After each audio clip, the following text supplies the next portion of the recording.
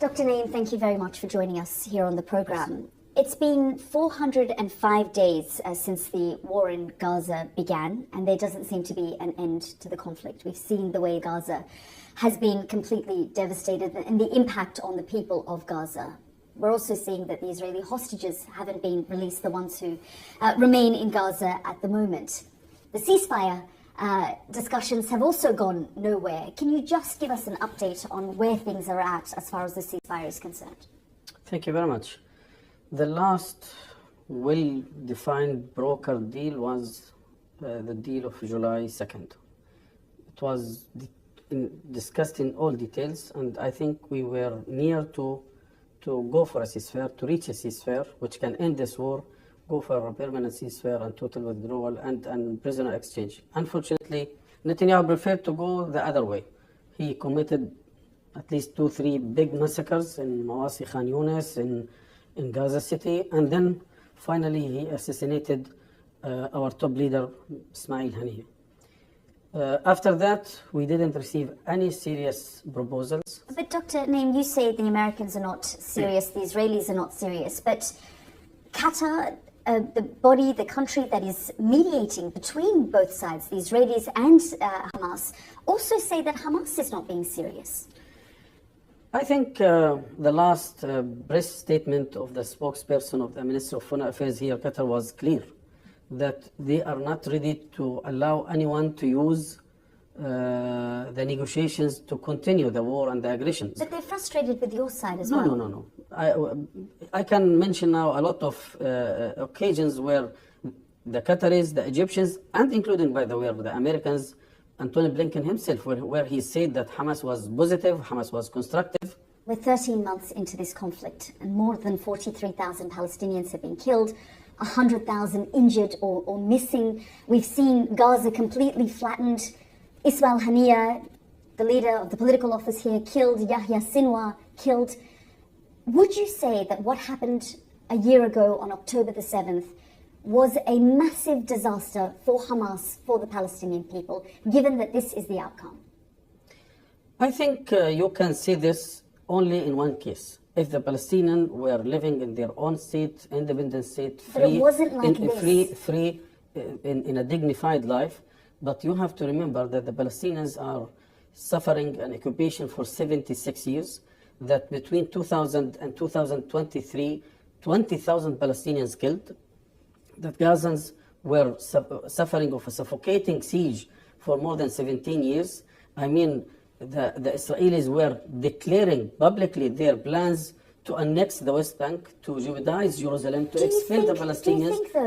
I mean, October 7th was simply an act of defense, because what we have seen on a daily basis, what the Israelis planning is to expel the Palestinians and to deny their right to exist. But in the history of this conflict, we have never seen the death toll reach this level, the level that we have seen in the course of the last year. Do you think that your actions further triggered the escalation of the things that we've seen? It is exactly as if you are accusing the victims for the crimes of the aggressor. Your movement launched an attack on Israel that left 1,200 dead and several hundred people who weren't in the military, innocent civilians, women and children, taken into Gaza. So you launched an attack which triggered then the events of the last year. No, I am sure this is again the same Israeli propaganda and narrative that as if the history started on October 7th.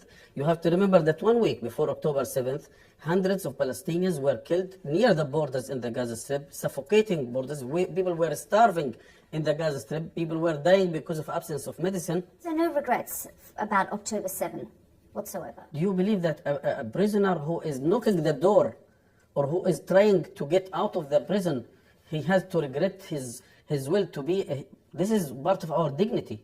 Part of our dignity to defend ourselves, to defend our children.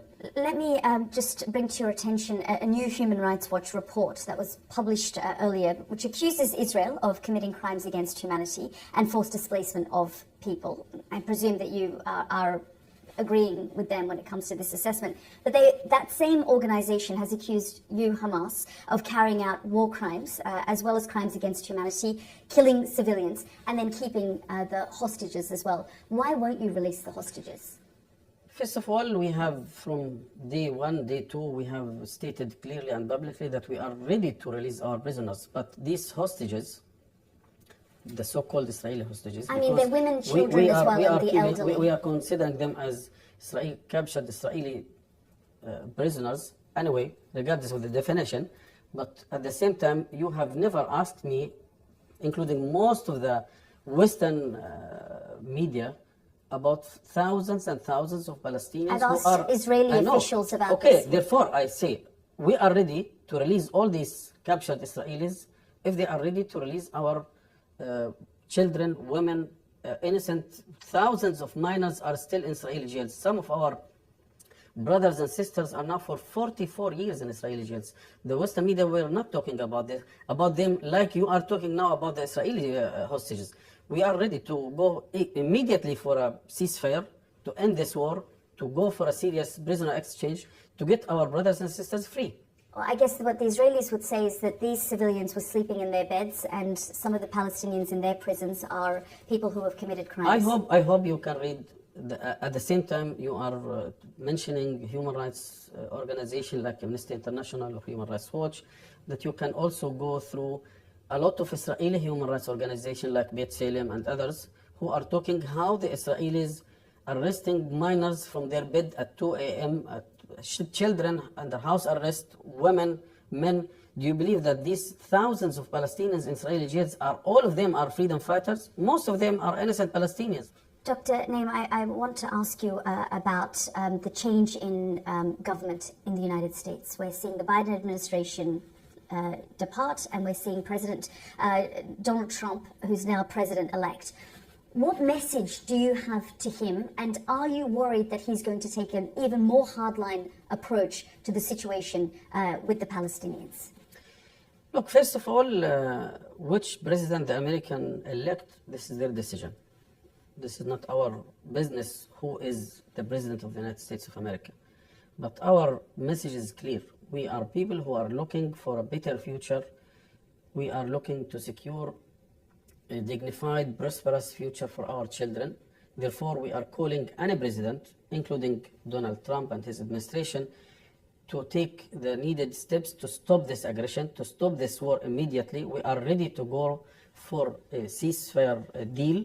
Dr. Naim, thank you so much for your time. Please.